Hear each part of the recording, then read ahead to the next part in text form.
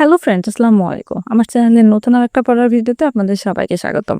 আজকে সারাদিনে আমি সকাল থেকে যে পড়াগুলো পড়েছি আপনাদের সাথে আমি আমার সেই পড়ার রুটিনটা শেয়ার করছি। তো সবার প্রথমে আমি পড়ার জন্য রুটিন তৈরি করে নেব। আজকে আমি পড়ব হচ্ছে বাংলা মুখস্থ অংশ থেকে রবীন্দ্রনাথের কাব্যগ্রন্থ পড়ব। আর পড়ব হচ্ছে পরিভাষার এমসিকিউ। আগের দিন হচ্ছে হাফ পড়ছিলাম, আজকে বাকি অর্ধেক পড়ে নেব। আর পড়ব হচ্ছে ঢাকা মুসলিম সাহিত্য সমাস। ইংলিশ থেকে পড়বো হচ্ছে ল্যাটিন অ্যাডজেক্টিভ 30টি, কারেন্ট স্পেলিং 40টি আর ইডিয়মস অ্যান্ড ফ্রেজ 50টি। বাংলাদেশ বিষয়াবলী থেকে পড়বো হচ্ছে জুলাই বিপ্লবের প্রথম প্যারা আর বিসিএস এমসিকিউ 40, 41 আর 42-এর যে এমসিকিউ গুলো আছে সেগুলো পড়বো। আর ম্যাথ থেকে আমি গড় থেকে আজকে 20টা ম্যাথ করব। আর প্রিভিয়াস ইয়ারের হেড স্যার নিয়োগের যে অর্থাৎ প্রধান শিক্ষক নিয়োগের যে এমসিকিউ আছে সেখান থেকে একটা পড়ে নেব। এখন বাজে সকাল ৬টা আর আমি সবার প্রথমে পড়বো হচ্ছে বাংলা সাহিত্য অংশ থেকে রবীন্দ্রনাথ ঠাকুর। আজকে আমি পড়বো রবীন্দ্রনাথ ঠাকুরের কাব্যগ্রন্থ। রবীন্দ্রনাথ ঠাকুরের কিন্তু টোটাল 56টি কাব্যগ্রন্থ রয়েছে আর এর ভিতরে কিন্তু বহুল আলোচিত কাব্যগ্রন্থ টোটাল আছে 36টা। এই 36টা থেকেই কিন্তু ঘুরিয়ে পেঁচিয়ে বারবার প্রশ্ন আসে। তো সবগুলা কিন্তু বিভিন্ন বইতে নাও থাকতে পারে, কিছু গুগল করতে হয়। এই জন্য আমি গুগল থেকেও কিছু কালেক্ট করে তারপর নোট করে এনেছিলাম। আর কাব্যগ্রন্থগুলো পড়তে আমার প্রায় ১ ঘন্টার মতো সময় লাগছিল। তারপরে আমি আবারও পড়তে বসছি হচ্ছে 8:30টার সময়। আর এই সময় পড়ছি আমি হচ্ছে পারিভাষিক শব্দ যে এমসিকিউ গুলা আছে। আমি এর আগের দিন হচ্ছে এমসিকিউ টোটাল 500টা ছিল। এর ভিতরে আমি 250টা পড়ছিলাম। বাকি যে 250টা এমসিকিউ আছে আমি আজকে পারিভাষিক শব্দগুলো পড়বো। পারিভাষিক শব্দ কিন্তু বিভিন্ন হচ্ছে ক্যাটাগরিতে, মানে বিসিএস, ব্যাংক, এগুলাতে অনেকগুলো আসে, সেগুলোও কিন্তু আমি কালেক্ট করে পড়ে নিচ্ছি। পারিভাষিক শব্দগুলো পড়তে আমার প্রায় ১ ঘন্টার মতো টাইম লাগছিল। তারপরে আমি আবারও ১০টার সময় সকালে একটু নাস্তা করে তারপরে পড়তে বসছিলাম। আর এই সময় পড়ছি আমি হচ্ছে বাংলাদেশ বিষয়াবলী যে সাধারণ জ্ঞান আছে সেখান থেকে। আজকে আমি পড়ছি হচ্ছে জুলাই বিপ্লব। জুলাই বিপ্লবের কিন্তু অনেকগুলো ভাগ আছে, অর্থাৎ জুলাই বিপ্লবের শুরু কখন হয়েছে, তারপর অবদান কখন, তারপর হচ্ছে ইউনূসের আগমন কখন হয়েছে, এগুলা।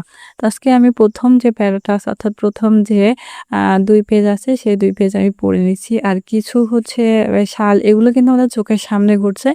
তারপরেও কিন্তু এগুলো আমাদের মনে থাকে না। এজন্য আমি বারবার করে পড়ে নিয়ে একটু নোট করে নিছি। আমি এর আগে হচ্ছে জুলাই বিপ্লব সম্পর্কে অত এভাবে ডিটেইলস এ পড়ি নাই। যেহেতু আগে সামনে ঘটছে ভাবছিলাম মনে থাকবে, বাট মনে নাই। এজন্য আমি আবার নতুন করে জুলাই বিপ্লবটা শুরু করছি।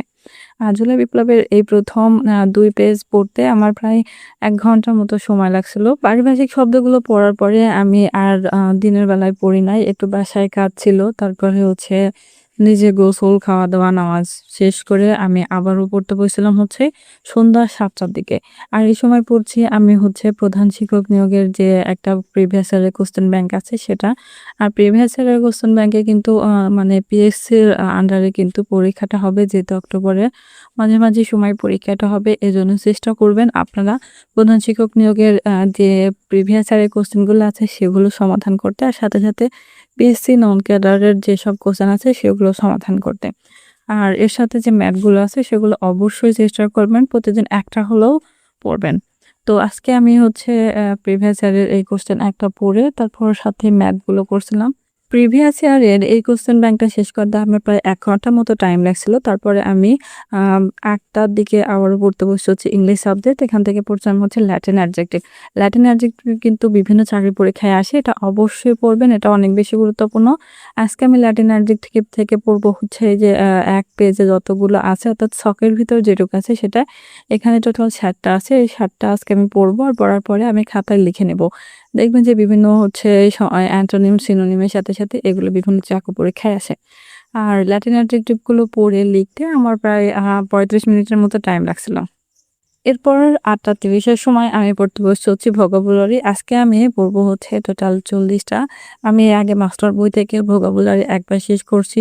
তারপর এখন আমি আবার নতুন করে রিভিশন দিচ্ছি। রিভিশন টাইমেও আমি টোটাল ৫০টা করেই প্রতিদিন রিভিশন দিই। আর ভোকাবুলারি গুলো যেগুলো পড়ি সেগুলো আমি প্রতিদিন পড়ার সাথে আমি খাতায় এভাবে লিখে নেই। অবশ্যই চেষ্টা করবেন যারা আমার মতো ভোলা রোগী আছেন, অর্থাৎ পড়া খুব সহজে ভুলে যান, তারা যতটুকু পড়বেন ততটুকুই খাতায় লেখার চেষ্টা করবেন। আপনারা দেখবেন যে আমি যতটুকুই পড়ি ততটুকুই লিখি।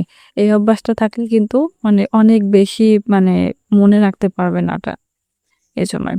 তো ভোকাবুলারি পড়ে এবং লিখতে আমার প্রায় 35 মিনিটের মতো সময় লাগছিল। তারপরে আমি প্রায় 10টার সময় আবারও পড়তে বসছিলাম হচ্ছে বাংলা সাবজেক্ট। আর বাংলা সাহিত্য অঙ্ক থেকে আজকে আমি পড়ব হচ্ছে মুসলিম সাহিত্য সমাজ।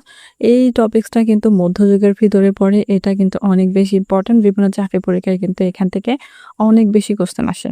আর এটা কিন্তু খুবই ছোট টপিকস।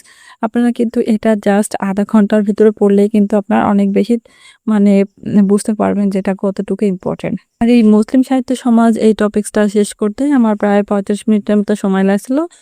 তারপরে প্রায় 11টা বেজে গেলে আমি আর পড়ি নাই। এরপরে আমি খেয়ে দিয়ে ফ্রেশ হয়ে ঘুমাইতে গেছিলাম।